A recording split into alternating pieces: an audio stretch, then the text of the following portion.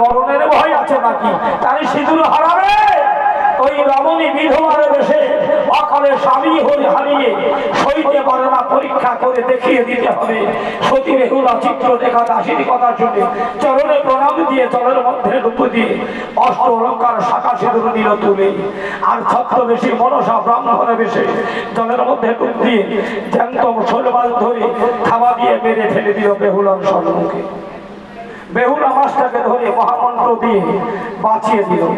মাছে বললেন, আমার ছত্রবেশী ব্রাহ্মণের বেশে দাঁড়িয়েছে, তোমার কাছে সামান্য কেউ নয়, আমার কথা লও, ও তোমার আরাধ্য দেবী সেই মনসা তোমাকে পরীক্ষা করবার জন্য ধরাই এসেছে, তোমার যা কিছু পাওয়ার তুমি চেয়ে নাও। বেহুলা পিছন তাকে তাকিয়ে দেখে আর কেউ নাই, বেহুলা খাচ্ছে।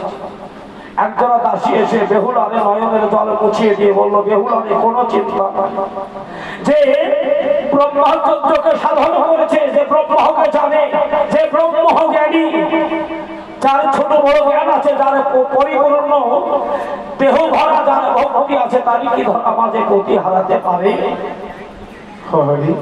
একজন আসকে বললেন, বেহুলাদের চেতনা অতীত এসেছে তোদের ঘরে, ডাকতে পাঠালো, আমাকে আমার কথা দিবি, সরোবরে কিছু বাকি থাকলে কর্ম সিদ্ধ করে বাড়ি ফিরে দাও।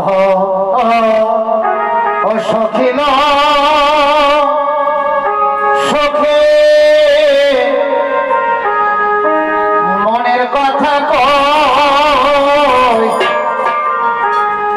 চান করা তো হলো সখী ঘরে ফিরে চল সখিল সখিল সখী মনের কথা কর চান করা তো হলো সখী ঘরে ফিরে চল সখিল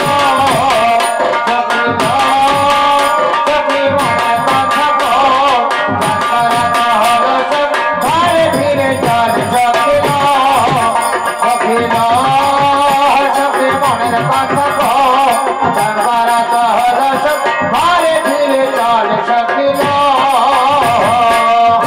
ওনার কাকের বরসে বেহুলার জল ভরাইয়া ছিল, ওই বিধবা ব্রাহ্মণী মানে কবি সাবরা দিল, ভরা কলসি সেই জামাতে কলঙ্ক হইল, ভরা কলসি সতী বেহুলা হাতের উপরে দিল, ভরা কলসি সতী বেহুলার হাতে চাপে দিল, অলঙ্কৃত জল বেহুলা সরোবরে দিল, আবার নতুন করে বেহুলা সরোবরে নামিল, ডুব দিয়ে সেই ভরা কলসি খালি কলসি ছিল, ডুব দিয়ে সেই খালি কলসি জল ভাসিয়া দিল। সখী সঙ্গে হাসতে হাসতে, এখন সখী সঙ্গে হাসতে হাসতে আমার বাড়ি ফিরে এলো সখিল সখী মনের কথা কর চান করা তো হলো সখী ঘরে ফিরে চল সখিল সখিল সখী মনের কথা কর চান করা তো হলো সখী ঘরে ফিরে চল সখিল।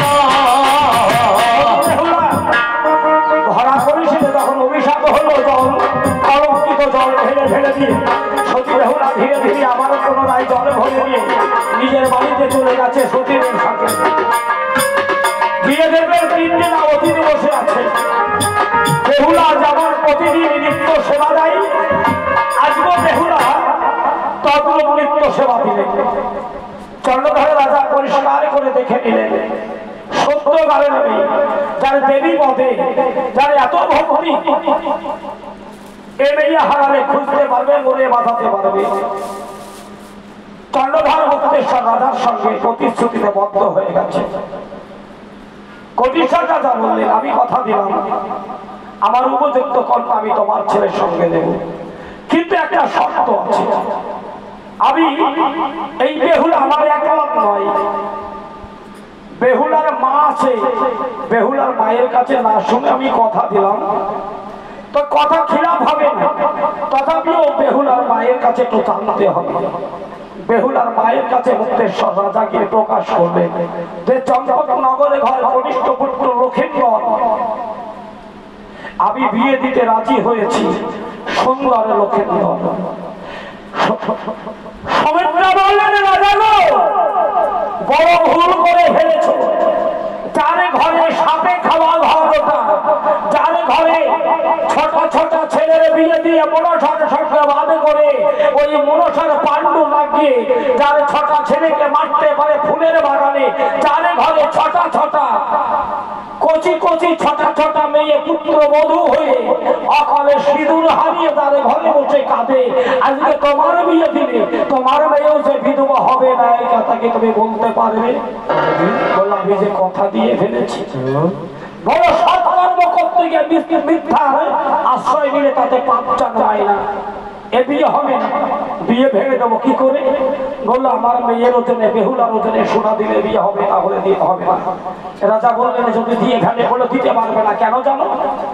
পরে বরসার উপকরণে সব হারিয়ে ফেলেছে কালিদাহের জলে, নাই কিছু সম্বলে, তাই দেবে তোমার নৃত্যের কাঠায় বেহুলাকে ওজন করবার জন্য এক টুকরো সোনা পাল্লার উপরে তুলে।